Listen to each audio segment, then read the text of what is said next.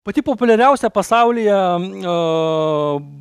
banerių arba pardavimo reiškia, priemonė yra affiliate'ai arba mokėjimas už veiksmą, lojalumo sistemos. Kaip mes išversim, bet iš esmės didžiausi pardavimai to ir vyksta, kad reiškia, aš jeigu turiu internetinę parduotuvę, aš ateinu pas savo vartotoją arba pas tarpininką, kažkokią agentūrą ir sakau, aš pasiruošęs atiduoti tam tikrą procentą už tai, reiškia, per kieno svetainę tai nupirks. Ir pasaulyje yra daug svetainių, kurios rašo apie hostingą profesionaliai, apie buitinę techniką ir taip toliau. Ir apačia yra reklama, tu pasiskaitai apie Siemens skalbyklę, ne, ir penkios nuorodos apačioje, kur tu gali pasirinkti kainą ir pirkti.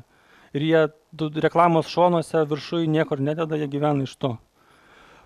Džiugu, kad Lietuvoje tai irgi pradėjo veikti. Ir tai pradėjo praeitais metais agentūra 3Doubler.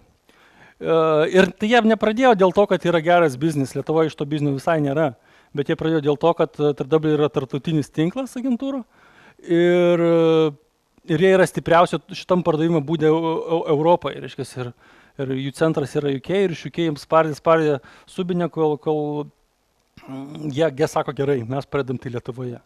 Ir yra keli pavyzdžiai, reiškia, kas tai veikia, bet tai yra iš esmės ateitis. Ir vėl, čia reikia, mano manimu, čia kai bus tie 2 milijonai iš šalies gyventojų, tai veiks puikiai.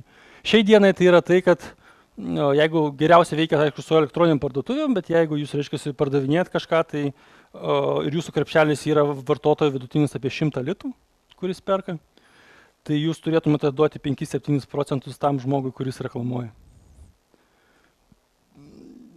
Tarp kitko, tas perspektyvos turi ir šiais metais aš tikiu, kad atsiras vis daugiau ir daugiau žmonių, įmonių norinčių tokiu būdu būtent reklamuotis.